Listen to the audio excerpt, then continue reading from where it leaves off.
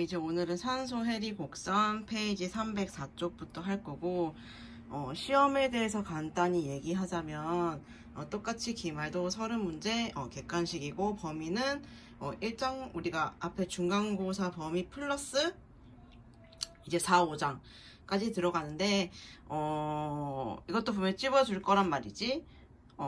그래서 저번에는 30문제 중에 이제 몇 문제를 빼고 알려줬지만 이번에는 30문제가 나오고 찝어주는 거는 약 한 40개 정도 찝어줄 거야. 그 안에서 무조건 나온다라고 생각을 하면 되겠지. 저번에 중간고사 때 찝어준 거랑 똑같아. 그래서 거기 플러스 이제 4, 5장은 내가 찝어줄 거야. 그래서 총 40개를 찝어줄 거고 약 40개 정도. 그래서 이번에는 내가 짚고 넘어가는 것에서 다 나온다라고 보면 돼. 그래서 오늘 산소 해리 곡선을 시작으로 해서 오늘 5장을 다 끝낼 거고, 그래서 시험 범위는 4장, 5장 플러스 중간고사 범위 이렇게 이루어질 거야. 그래서 우리 시험이 아마 다음 주 금요일로 잡혀 있는 걸로 내가 알고 있거든. 시험은 금요일날 치는 것으로 이제 알고 있으면 돼. 그래서 이제 산소 해리 곡선을 보면 이제 산소 해리 곡선이라고 하면 이제 헤모글로빈과 이제 산소의 결합은 햄이 가지고 있는 철에 의해서 이루어지기 때문에 그 결합도는 이제 산소 분압에 따라서 변하는 거야. 그래서 헤모글로빈과 산소 결합도와의 관계를 이제 그래프로 나타낸 게 산소 해리 곡선이라고 할 수가 있지. 산소 해리 곡선을 보면 이제 이렇게 나와 있는데, 맨 처음에 이제 우측으로 이동이라는 말이 있어. 우측으로 이동해 보면은 이제 수소 증가, 이산화탄소 증가, 체온 상승, 2,3 DPG 증가라고 되어 있는데, 우리 산소 해리 곡선이 우측으로 이동할수록 이제 해리도가 커지는 거야. 그 말은 즉슨 산소의 포화도는 작아지는 거지. 그래서 우측으로 갈수록 이제 산소는 적어지고 이제 이산화탄소 양이 많아지게 되는 거야. 그래서 우리 체내에서 산소가 많이 필요한 경우, 즉 많이 필요하다는 것은 우리 몸에 그만큼 산소가 부족하다는 거겠지. 그러면 그때는 그래프가 우측으로 가겠니? 좌측으로 가겠니? 우측으로 기울어지겠지. 체내 산소가 많이 필요한 경우라는 것은 우리 몸에 산소가 부족하다는 말이니까 그래프는 우측으로 더 기울어진다. 그래서 우측으로 이제 이동하는 경우가 이제 해당되는 게 1번이 수소가 증가한 경우, 두 번째가 이산화탄소가 증가한 경우, 세 번째가 체온이 상승한 경우. 즉 그렇다는 말은 우리가 운동 시에도 우측으로 이동한다는 말이겠지. 운동을 하게 되면 이제 체온이 상승하게 되니까. 그리고 2,3 DPG가 증가하는 경우에도 이제 우측으로 이동을 한다. 이 2,3 DPG의 역할이 얘들아 뭐냐 하면 이 산소와의 친화성을 낮추는 효과가 있어. 그렇기 때문에 그만큼 포화도가 작아지게 되겠지. 그래서 2,3 DPG가 증가하는 경우에도 이제 우리 곡선이 우측으로 이동을 하게 된다. 좌측으로 이동하는 경우에는 이제 그 반대 상황이 되겠지. 산소 해리 곡선들 그림은 많이 나와 있지만 이렇게 쉽게 이해를 할 수가 있다. 그래서 밑에 그림을 봐도 이제 온도가 체온이 상승하는 경우에 점점 우측으로 이제 이동을 하고 있지.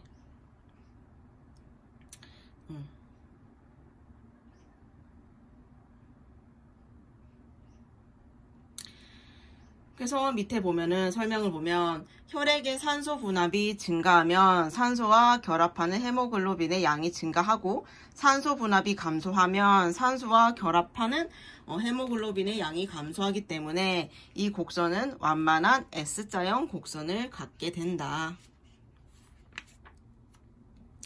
그래서 그 뒤에 보면은 이제 우측으로 이동하는 경우, 그 산소 포화도가 감소하고 해리도가 증가하는 경우에 대해 설명이 나와 있어. 그래서 그래프랑 같이 보면서 보면 CO2 분압이 증가할수록 HB의 산소 포화도는 감소하고 해리도는 증가한다. 그치? 우리 그래프가 우측으로 갈수록 그 해리도가 증가하고 산소가 감소한다고 했는데 그에 해당되는 경우가 CO2의 분압이 증가되는 경우라고 했지. 그리고 두 번째를 보면 조직 세포 속에 이산화탄소나 젖산의 농도가 증가할수록 헤모글로빈의 산소 포화도는 감소하고 해리도는 증가한다. 그리고 pH가 낮을수록 이제 HB의 산소 포화도는 감소하고 해리도는 증가하고, 온도가 높을수록, 그리고 해발이 높을수록 이제 헤모글로빈의 산소 포화도는 감소하고 해리도는 증가를 하게 된다. 그래서 이렇게 산소 해리도에 대한 이제 설명을 이렇게 간단하게 넘어갈 수가 있다.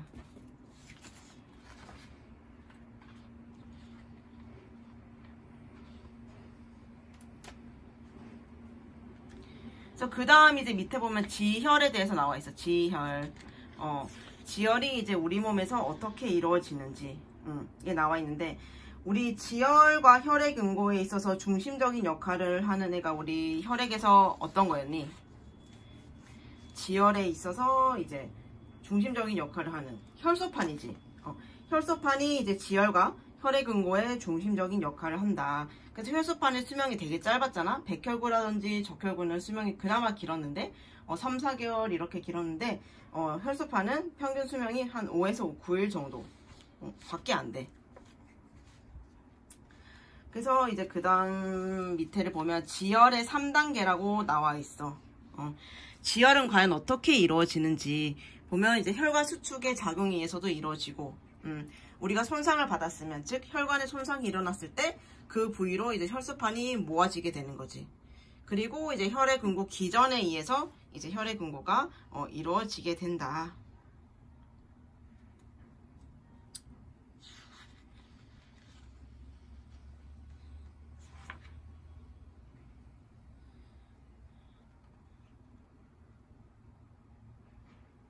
그래서 우리가 혈액 응고 기전에도 얘들아 외인성 경로랑 내인성 경로가 있어. 우리 한번 같이 보면 PPT가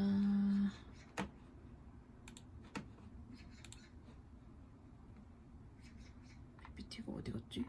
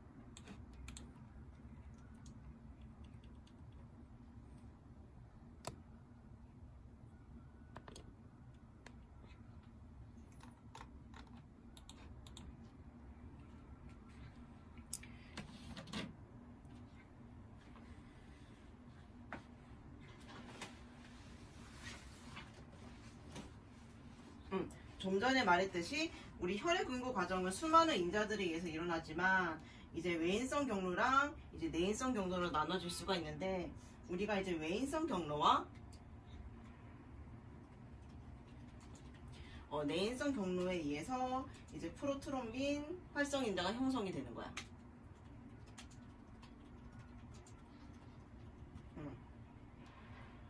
그래서 외인성 경로라고 하면 이제 조직에게 혈액 응고 인자에 의한 과정이고, 내인성 경로는 혈액 자체의 응고 인자에 관한 과정이야. 그래서 우리 책을 한번 다시 보겠니? 책의 혈액 응고 이제 기전을 보게 되면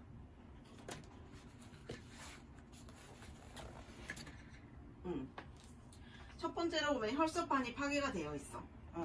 이 혈소판이 파괴되면 이 트롬보키나제가 칼슘에 의해서 프로트롬빈을 이제 그 트롬빈으로 전환을 시켜. 그러면 이제 이 트롬빈이 이 피브레노겐이라고 하는 섬유소원을 이제 섬유소랑 혈구로 전환을 시키게 되는 거지. 그래서 이 섬유소랑 혈구로 전환시킨 결과가 이제 그 우리 피가 뭉쳐져 있는 그 피덩이, 블러드 클롯을 말하는 거거든. 그래서 굉장히 간단한 이제 과정에 의해서 이제 우리 혈액 응고가 이루어지게 되는 거야.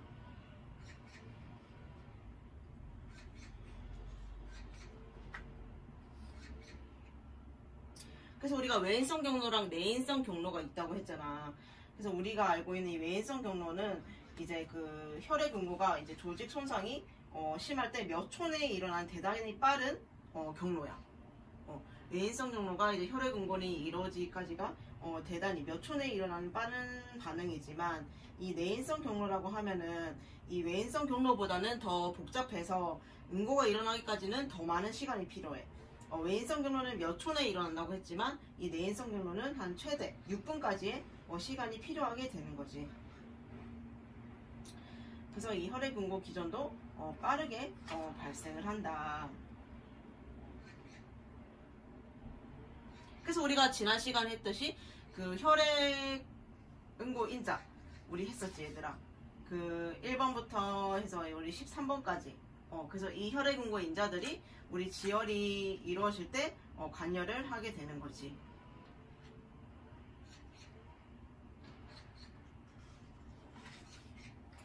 그래서 다시 책으로 돌아가서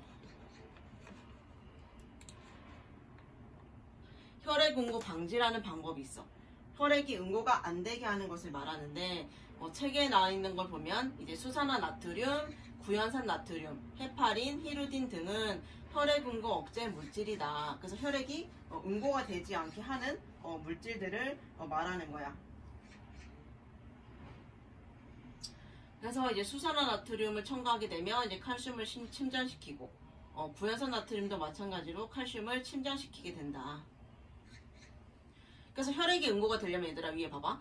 트롬보키나제가 칼슘에 의해서 프로트롬빈이 트롬빈으로 해서 이 트롬빈이 이제 응고를 하게 하는 이제 결정적인 역할을 했는데, 이 수산화 나트륨이나 구연산 나트륨을 넣어서 칼슘을 침전시키면 칼슘이 제대로 작용을 못하겠지. 그래서 혈액이 응고가 되지 않게 하는 거야. 또는 저온 상태를 유지하게 돼도 혈액 응고가 방지가 된다. 그렇다면 이제 그 밑에는 항응고 기전이 나와 있어.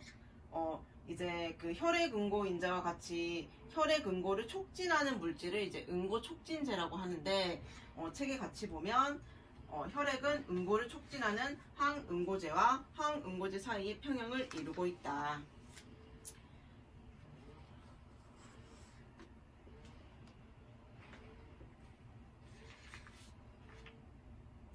그래서 우리가 알고 있듯이 혈액응고를 억제하는 물질을 항응고제라고 하지. 그래서 우리가 환자에게 있어서 주로 사용되는 항응고제는 뭐가 있었니 얘들아? 대표적인 거 헤파린이 있었지. 그리고 와파린도 항응고제지. 그래서 이제 우리가 혈관 내에서 혈액이 응고되는 것을 뭐라고 하니? 혈전증이라고 하지. 그래서 이때 생성된 혈계를 우리가 또 혈전이라고 하기도 한다.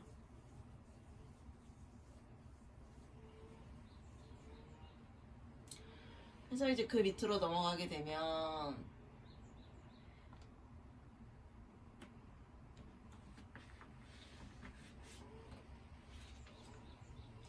우리가 알고 있는 이제 혈액형이 나와. 혈액형. 우리 사람의 적혈구막에는 그 약 400가지 정도의 이제 항원이 있는 것으로 알려져 있대. 그래서 이 중에는 이제 수혈 부작용을 초래할 수 있을 정도의 강한 항원성을 가진 이제 항원도 있어.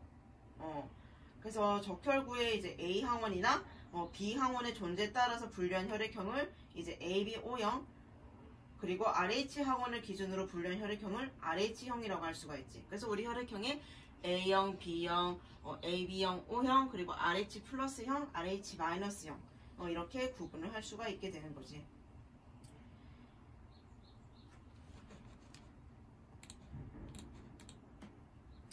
그래서 우리가 적혈구막에 이제 항원과 혈장에 항체가 결합하면 이제 적혈구가 응집 반응을 나타내기 때문에 적혈구막의 항원을 응집원이라고 하고, 그리고 혈장의 항체를 응집소라고 한다.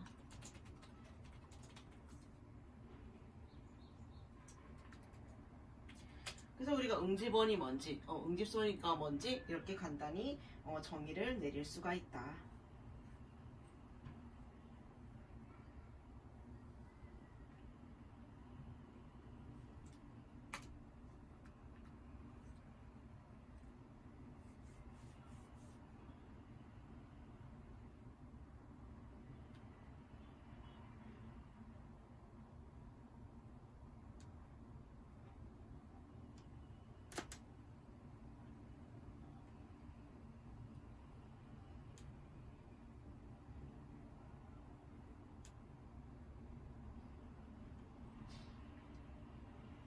그래서 얘들아 적혈구막에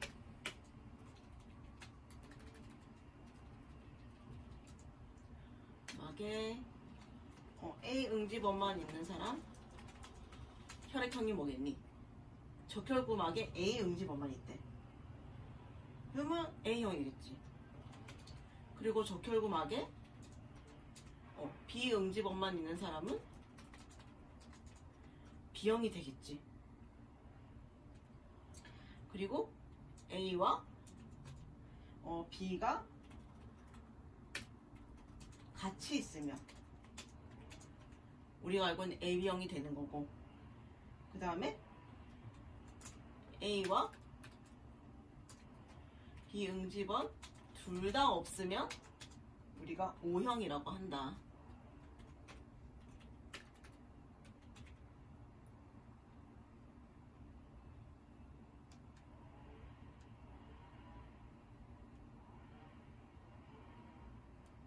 그래서 A형인 사람의 혈장에는 우리가 그 책을 같이 보면서 볼까? 그 뒤에 표를 봐봐. 표를 보게 되면 A형의 응집소가 뭐라고 돼 있니? 베타라 돼 있고, B형의 응집소는 이제 알파. 그리고 AB형인 사람의 혈장에는 둘 다 없지. 그리고 O형인 사람의 혈장에는 안티 A와 안티 B 응집소가 둘 다 있다. 그래서 우리가 적혈구막의 응집원은 이제 우리가 유전으로 된다고 하잖아. 엄마 아빠의 혈액형이 다 엄마와 아빠의 혈액형에 따라서 이제 자식의 혈액형이 결정이 돼서 이제 적혈구막의 응집원은 유전적으로 결정이 되는데, 응집소는 이제 면역 글로불린이라든지 그 면역 반응의 결과로 인해서 생성이 되는 항체야. 그래서 우리가 출생 직후에는 보통 그 혈장에서 응집소가 발견이 되지 않는데, 이 출생을 한 후부터는 이제 혈장의 응집소가 증가하기 시작을 하게 되는 거지. 그래서 이제 그 이후에 응집소가 생성이 된다. 그래서 우리가 출생을 하고 나서 이제 섭취하는 음식이라든지 또는 장내 세균 등의 이제 항원에 의한 면역 반응으로 이제 우리 응집소가 생성되는 거야.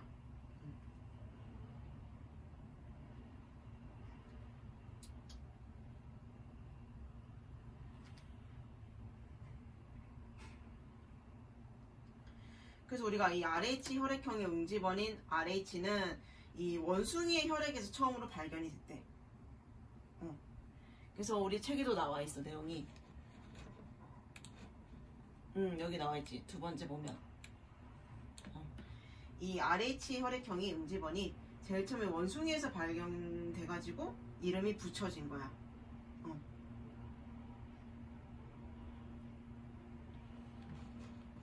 여기 RH.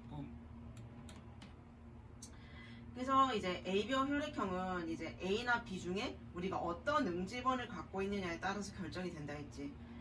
A형은 A 응집원을 갖고 있고, B 응집원이 있으면 B형, AB 응집원이 있으면 AB형, 둘 다 없으면 O형. 이렇게 이제 응집원을 가지고 있느냐에 따라서 결정이 되지만, 이 RH 혈액형은 RH 응집원의 유무에 의해서 결정이 되는 거야. 그래서 우리가 적혈구막에 RH 응집원이 있으면 RH 플러스 양성이 되는 거지. 다시 정리를 해서 보면,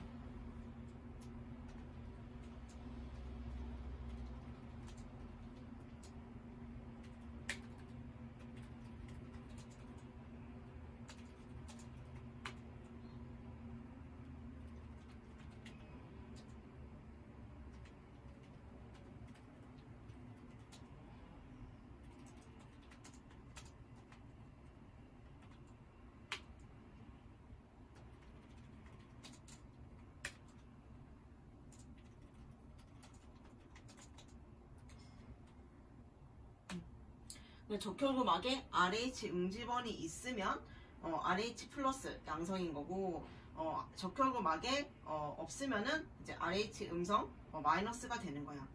그래서 동양인이나 이제 흑인은 보통 99% 이상이 RH 플러스지만 백인은 약 85%가 이제 RH 플러스다.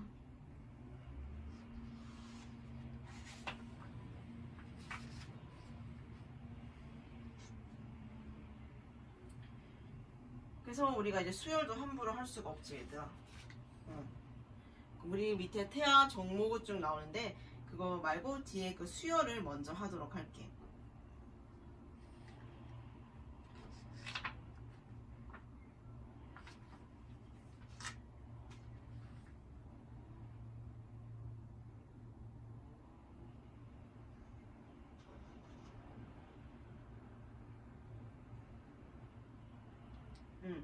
그래서 우리 책을 같이 보게 되면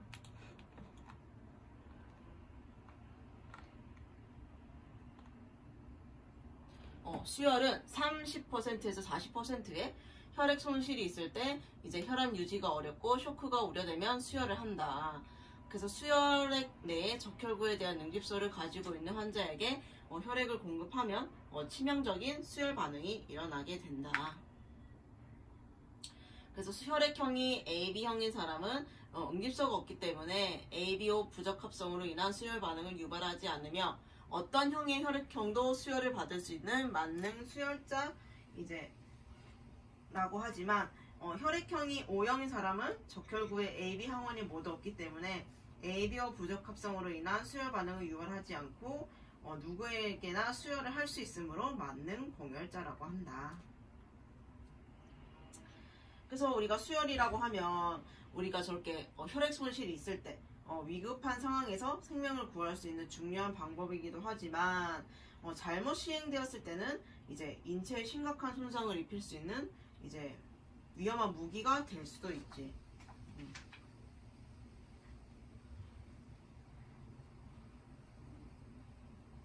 그래서 우리 수혈에 얘들아 종류가 있어. 수혈의 종류를 보면 수혈에도 전열 수혈 있고 성분 수혈이 있어. 전열 수혈은 말 그대로 이제 그 혈액 전체를 수혈하는 방법. 즉 우리가 헌혈하러 갔을 때 하는 방법이 이제 전열. 그리고 성분 수혈은 이제 적혈구, 혈소판, 혈장을 이제 따로 분리해서 수혈을 하는 방법이지. 그래서 우리가 부적합한 수혈을 했을 때는 이제 항원 항체 반응 결과로 용연을 비롯해서 많은 부작용을 일으킬 수가 있다. 그래서 우리가 수혈을 하기 전에 되게 많은 검사를 하잖아. 혈액형 검사가 혈액형이 맞는지 잘 검사를 해서 해야 되는데, 예를 들어서 혈액형이 A형인 사람이 혈액을 B형인 사람한테 수혈을 하게 되면은 우리가 이제 항원 항체 응집 반응을 일으키는 거지. 그래서 이게 무기가 될 수가 있다.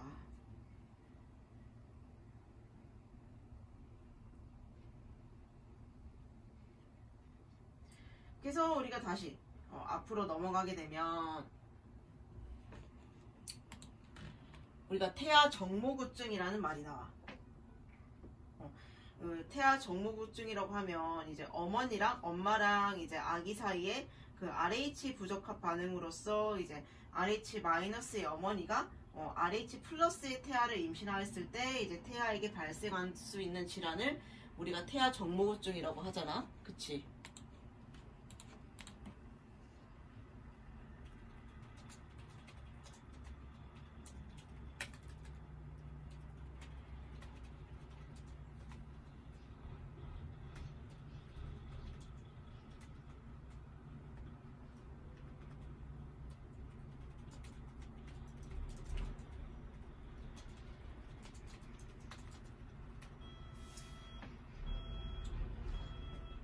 그래서 만약에 이제 RH-산모가 RH+의 태아를 임신했을 때 이제 그 태아에게 영향을 미치는 건데, 이제 첫 아기에게는 이제 RH 부적합 반응이 일어나지 않아. 그치? 하지만 이제 두 번째를 임신하게 되면은 이제 체내에 RH 항체가 생성된 후에 그 RH+의 아기를 임신하게 되면은 그 아기에게 이제 부적합 반응이 일어나서 태아 저하구증의 발생 빈도가 점차 증가하게 되는 거지.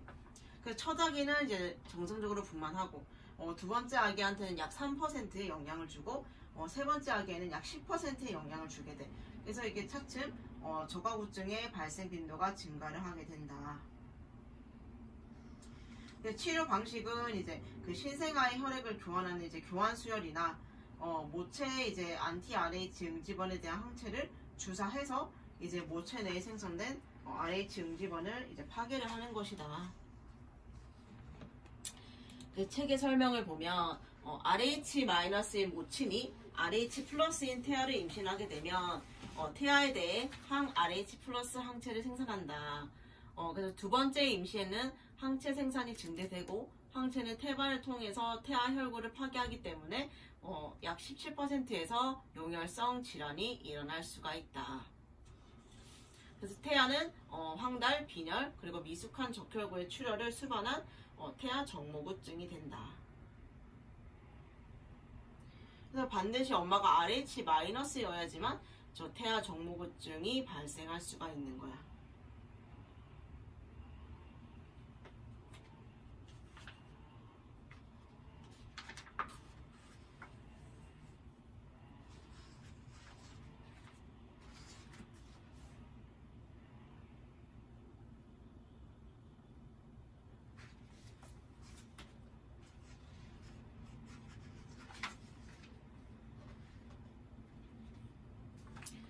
그래서 우리 여기까지가 이제 내용이 끝났고, 뒤에는 이제 관련된 질환들에 대해서 나오게 되는데, 이제 순환계통의 병태생리. 이거는 이제 그 다음 영상에서 또 이어서 하도록 할게.